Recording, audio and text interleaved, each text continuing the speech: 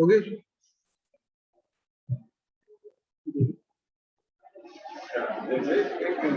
Bismillahirrahmanirrahim. Dear students, today we are going to discuss about the medical ethics. Being a medical professional, we have to observe so many principles in our practical life.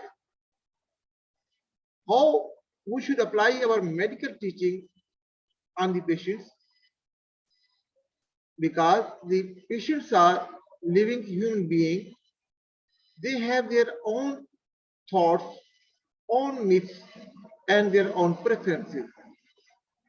We should not act upon on the patients just like a model or a dead body, because if we rush in the enthusiasm that we have to implement our all medical knowledge to these persons, then they will not be satisfied with our act or with our practice.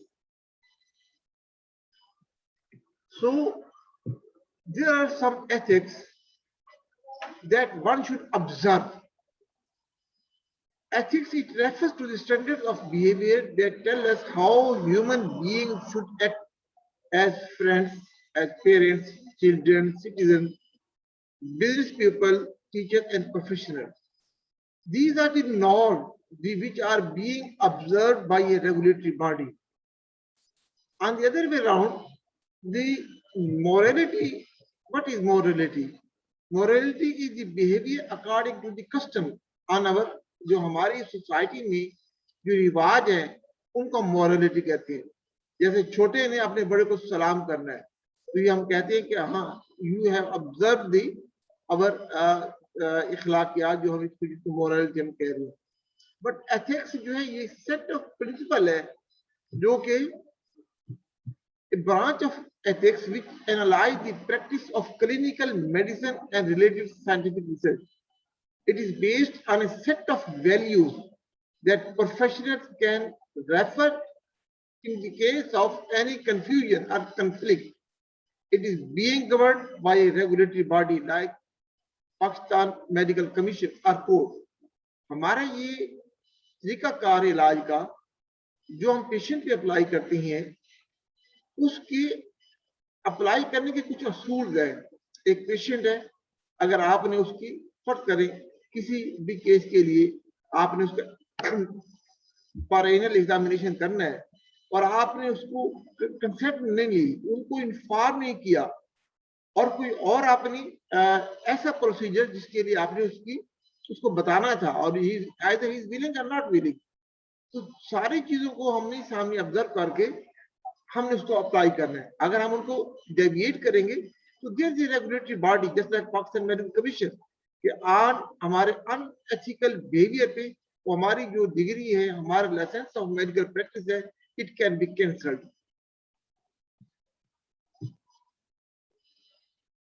अब यहाँ एक बात जो हमारे सामने है कि medical ethics versus morality कि जो हमारे एक सेट ऑफ प्रिंसिपल है उनको हमने अप्लाई करना है, उनको हमने ऑब्जर्व करना है. मोरालिटी हमारी सोसाइटी के नॉर्म्स है, जैसे कि जो बूढ़ा आदमी है उसको आपने पहले प्रेफर करना है. अगर एक पेशेंट क्रिटिकल कंडीशन में उसको आपने पहले देखना है ना. इस पे आपने ये नहीं कहना कि ठीक है जो first come first get. No, there's both things are on the parallel. The distinction is based on emotional and intellectual level at which we accept or reject standards of conduct. We may be upset by a person's conduct if it offends our moral values. क्या होता है, आप देखते हैं कि emergency में एक serious patient आता है और डॉक्टर उसको ट्रीट भी करते हैं, but the patients relatives are not satisfied. वो कहते हैं नेग्लिजेंस हुई, डॉक्टर की नेग्लिजेंस से हमारा आदमी फोत हो गया.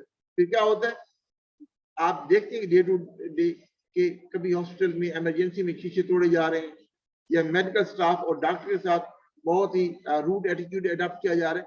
तो इट जहां आपने मेडिकल एथिक्स अपने प्रिंसिपल को देखना है, वहीं हमने सोसाइटी के नॉर्म को भी ऑब्जर्व करना है. हमारी सोसाइटी के उस बारे में नॉर्म क्या है. इस स्लाइड में मैं आपको बता रहा हूँ कि it is two way process, regulating and monitoring physician action on one side and protecting the rights of physician and colleagues on the other side. ये एक टू वे प्रोसेस है। एक ये कि आप इनपुट दे रहे हैं और फिर उसके प्रोसेस के बाद उसका जो हमारा जो आउटपुट है, क्या हमारा जो आउटपुट है, हमारा पेशेंट हमारे एक्शन से ही सेटिस्फाइड, हमारे प्रोसीजर से ही सेटिस्फाइड और ही इज नॉट सेटिस्फाइड.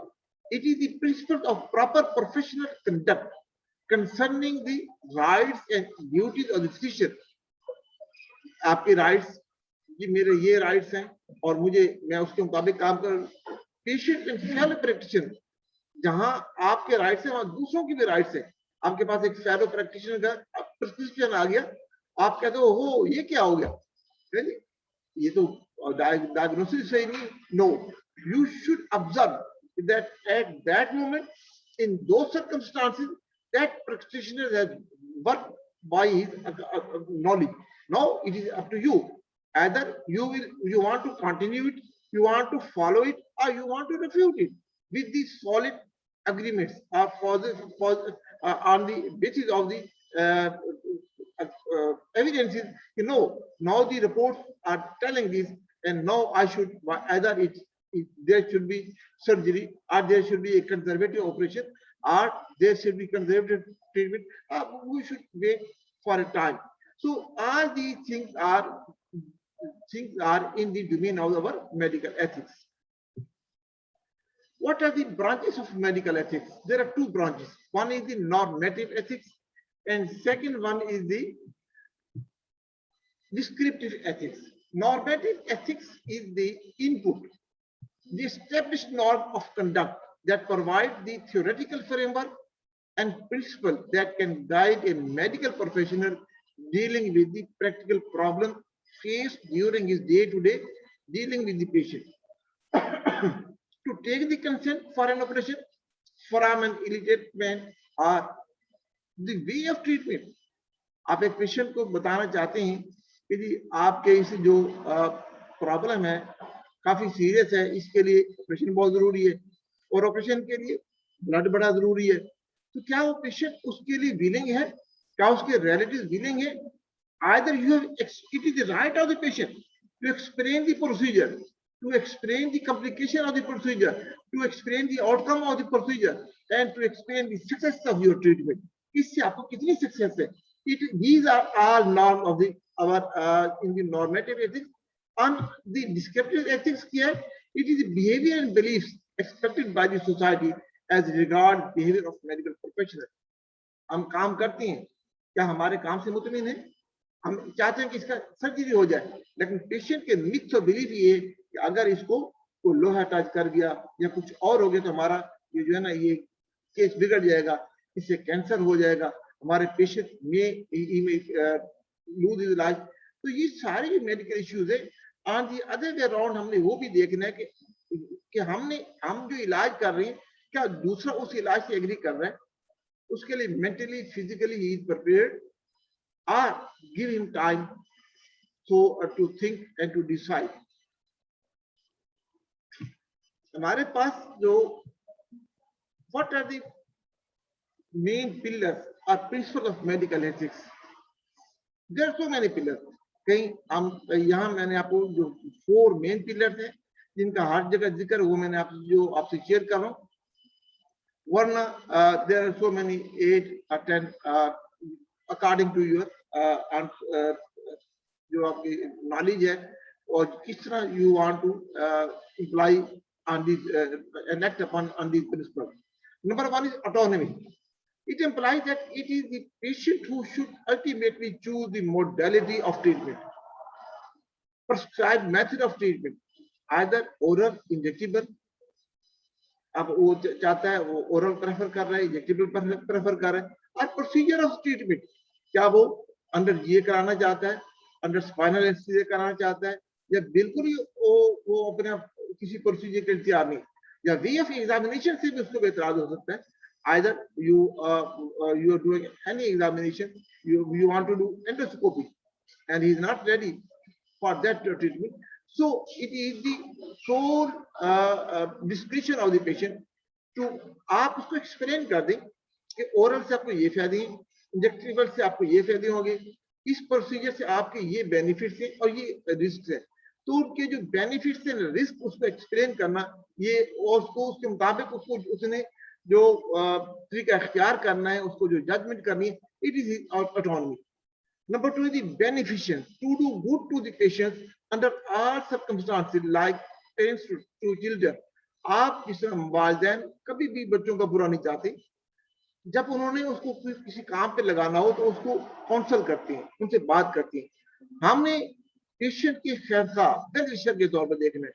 अब एक पेशेंट को नहीं पता कि अगर एक ब्रेस्ट जो है उसमें एक छोटे सी एक मैस है, we can remove it and it में फर्दर अगर उसको नहीं करते राइट इन टाइम तो क्या होगा, उसकी मेटास्टेसिस होगी और उसके बाद उसकी कॉम्प्लिकेशन बढ़ जाएंगी। तो इन सारे चीजों को जो अब तक पेशेंट तक क्लियर नहीं है, लेकिन हमने उसको एक्सप्लेन कर, it is the beneficial. Number one is autonomy, number two is the beneficial, number three is the non maleficent to do no harm to minimize it as much as possible in his therapeutic endeavor। आपने ये देखना है कि किसी भी procedure में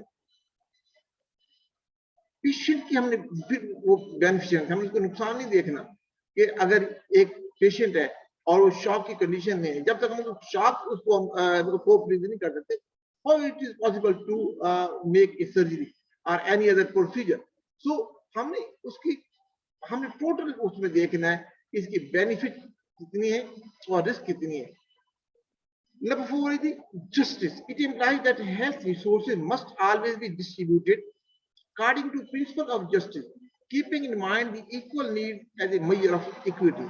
कि हमने जस्टिस में क्या है कि जो जरूरतमंद है, नीडी पर्सन है, जो इमरजेंसी में है, जो क्रिटिकल केयर में, जिसकी हम लाइफ सेव कर सकते हैं, उस पर हमें रिसोर्सेज ज्यादा लगाने चाहिए एज कम्पेयर टू दो condition in which the patient is in such critical condition कि आप उसमें ज्यादा रिसोर्सेज लगा देंगे लेकिन उसका आउटपुट आपको पता है कि ना होने के बराबर है। तो इसमें जो हमारी लाइफ सेविंग जो है वो सबसे एक टॉप प्रायोरिटी है। अगली चीज आती है कॉन्फिडेंशियलिटी। क्या कॉन्फिडेंशियलिटी? पेशेंट जब डॉक्टर के पास आता है तो अपनी सारी बातें आपको एक्सपोज करते हैं, ठीक है, मेडिकल ओथ के मुताबिक भी उसका डॉक्टर जो है एक अमीन है, अमानतदार है, उसने उन बातों को अपने तक रखना है। Physician must maintain the confidentiality of medical information. जिस तरह कि एक पेशेंट आपके सामने अपनी सारी बातों को, अपनी डिजीज को, अपनी हिस्ट्री को आपको बता रहा है और ये नहीं चाह रहा कि उसकी जो डिजीज है उसके बाकी लोगों तक उसको इंफॉर्मेशन चले या उसकी जो कुछ और ऐसे प्रॉब्लम है वो नहीं चाहता कि वो एक्सपोज हो जाए। तो ये कॉन्फिडेंशियलिटी में is maintain for the respect of patient, encourages care seeking and prevents harmful consequences to the patient। लेकिन कुछ कंडीशन ऐसी है कि जहां भी कॉन्फिडेंशियलिटी को हम नहीं रख सकते। वो कौन कौन सी कंडीशन है? एक बंदा इन्फेक्शियस डिजीज में है, अब उसका मतलब क्या है कि हम उसको नोटिफाई करें ताकि बाकी लोग उस डिजीज की ट्रांसमिशन से बच जाए। उसका मतलब ये है कि हम उसके लिए अपने हेल्थ जो अथॉरिटीज उनको बता दें। जैसे अब पोलियो है, अगर एक पॉजिटिव केस है, we should inform to the health authority ताकि उसके लिए वो प्रॉपर ट्रीटमेंट कर सके। ये नहीं कि आप उसको कंसील करेंगे कि कॉन्फिडेंशियलिटी है, नो। एक इसी तरह ये बाकी हमारे पास जो सेक्स वर्कर्स है, अगर हमारे पास आती है, हमें पता है ही suffering from HIV, AIDS or some other STDs, then it should be notified and informed to the health authority। Injuries caused by the weapon, ये एक और चीज है कि जो फायर आर्म के पास आपका आ गया, शार्प के पास जो अपने फोरेंसिक मेडिसिन में पड़ा, तो इसको इमीडिएट इन्फॉर्म करना टू द पुलिस और एडमिनिस्ट्रेशन कि ये फायर में इंजरी कैसी हुई, एक्सीडेंटल है, होमिसाइडल है, what is going to happen. तो इसको इन्फॉर्म करना भी आपके जिम्मे है, ये उस कॉन्फिडेंशियलिटी के अगेंस्ट है अगर आप इनको इसको इंफॉर्मेशन को आगे कन्वे नहीं करते। फिर बात ये है कि हमारे पास warning by physician to person at risk के हम देखते हैं कि जो एट रिस्क है उसकी हम क्या उसको इन्फॉर्म कर रहे हैं, वो उसको अमल कर रहा है कि नहीं कर रहा, उसकी जो लाइफ जो थ्रेटनिंग कंडीशन है उसके बारे में उसके पेरेंट उसके अटेंडेंट को बताना बड़ा जरूरी है। वायलेंस बाय साइकियाट्रिक पेशेंट, और उसकी जो साइकियाट्रिक पेशेंट है वो कोई भी नुकसान कर सकता है, किसी को मर्डर कर सकता है, इसके बारे में नोटिफाई करना बहुत जरूरी है। Child abuse, elder abuse, or domestic violence, all these things are which have you informed to the other person. Informed consent, the permission granted in full knowledge of the possible consequences, typically that which is given by a patient to a doctor for treatment with knowledge of the possible risk and benefit. हमने सारी चीजें patient को बताना है कि आपने कैसे करना है, इसके इस ट्रीटमेंट के रेडिएशन के क्या बेनिफिट है और क्या नुकसान है, कीमोथेरापी के कितने बेनिफिट होंगे और क्या एडवर्स इफेक्ट होंगे, ये सारी चीजें बता के फिर उस ट्रीटमेंट को हमने स्टार्ट करना है। It is process by which the treating health care provider discloses appropriate information to a competent patient so that the patient may make a voluntary choice to accept or refuse the treatment. अब हम आपसे जो share करेंगे वो है कि medical negligence. Medical negligence क्या है? It is an act or omission, failure to act by a medical professional that deviates from the accepted medical standard of care. अब ये क्या होता है कि एक patient is in emergency need critical care but that care not provided in time, उसको oxygen की जरूरत है और हम उसको ऑक्सीजन नहीं लगा रहे, या ब्लड की जरूरत है, ब्लड के लिए हम उसके लिए कोई अरेंजमेंट नहीं कर रहे, ये फ्लूइड की जरूरत है, और ऐसी बाकी जो चीजें आप उसको देखें तो ये मेडिकल नेग्लिजेंस में आती हैं, जो कि हमारे बाद का कोर्ट में भी जाके फेस करनी पड़ती हैं और पब्लिकली भी, और हम इस बात में हमने वी हैव एक्सप्लेन। और जब हम इसको एक्सेप्ट नहीं करते, इन ऑर्डर हम नहीं देखते, फिर हमें क्या होता है, तो हमें इंक्वायरी का सामना होता है, फिर हमें कोर्ट के केसेस का सामना होता है, फिर जो लोगों का हार्श एटीट्यूड हमारी तरफ होता है। यूथानसिया ये हमारे मुल्क में नहीं है, लेकिन क्योंकि एक टर्म है इसीलिए आप इसको जानना आपको जरूरी है। It is physician assisted death. The non-maleficence principle exclude the practice of euthanasia. It is haram in Islam. Europe में है कि पेशेंट किसी कैंसर में है, malignant disease में है और incurable पेन है और intolerable condition to him, और वो रिक्वेस्ट करता है जी I want to die, तो उसमें नीचे मैंने अपने लाइन में लिखा है it is currently legal in the state of Washington DC, California and Washington. तो कुछ इलाकों में, कुछ रियासतों ने, स्टेट ने उनको लीगल कर दिया, ठीक है उसको मरने का हक दे दो, जीने का हक है तो मरने का भी हक दे दो, लेकिन इस्लाम में ऐसी कोई बात नहीं है। तो हमने आपसे जो एथिक्स की बात की थी, ये these are set of principles which are being observed by the medical practitioner, and it is also governed by a regulatory body just like person medical commission। उसमें हमने आपसे जो बात की कि 4 प्रिंसिपल है, क्या क्या है जी? पहले ऑटोनॉमी, ठीक है जी, फिर उसमें बेनिफिशियंस है, फिर नॉन बेनिफिशियंस है, और फिर उसमें जस्टिस है। तो जो आपकी ऑटोनॉमी है वो आपकी ट्रीटमेंट के आपके पास है कि आप किस तरह उसको जो वे ऑफ ट्रीटमेंट है, जो मेथड है जो आप करना चाहते हैं, उसको लेके आप उसको जो करते हैं। और बेनिफिशियल ट्रीटमेंट का सबसे ऐसा वे इख्तियार किया जाए कि पेशेंट में उसको सबसे ज्यादा बेनिफिट उसको मिलना शुरू हो जाए, और नॉन बेनिफिशियल कोई ऐसा प्रोसीजर जिसमें हार्मफुल आउटकम आए तो पेशेंट को बता देना चाहिए। तो जो लेस हार्मफुल है उसको हमने लेके आगे चलना है। और जस्टिस ये है कि जितने जो बेनिफिट्स हैं वो इक्वली हम उसको डिस्ट्रीब्यूट भी करें और इम्प्लॉय भी करें। आगे आ जाती है प्रोफेशनल मिसकंडक्ट। प्रोफेशनल मिसकंडक्ट क्या है जी? Professional misconduct speaks to unprofessional behaviour, it embraces medical incompetencies and ethical breach, making self inflicted injuries in medical legal cases, illegal abortion. ये है जी प्रोफेशनल मिसकंडक्ट कि आपके पास कोई पेशेंट आया जी मेरी लड़ाई हो गई है और मैंने बड़ा सख्त पर्चा बनवाना है, उसने तो थप्पड़ मारा या गाली दी, आप कहते अच्छा चलो ठीक है मैं तुम्हारी हेल्प करता हूँ, है जी, और कुछ रकम के इवज, पैसों के इवज आप किसी नाइफ से कोई शार्प इंजरी बना दें या किसी तरह कोई उसको असिस्ट कर दें या उसको गाइड कर दें, या उसकी उसके केसेस में जो आपके हैं उस ऑब्जर्वेशन में आप कोई इलीगल उसको हेल्प करें, तो सारा प्रोफेशनल मिसकंडक्ट नहीं है।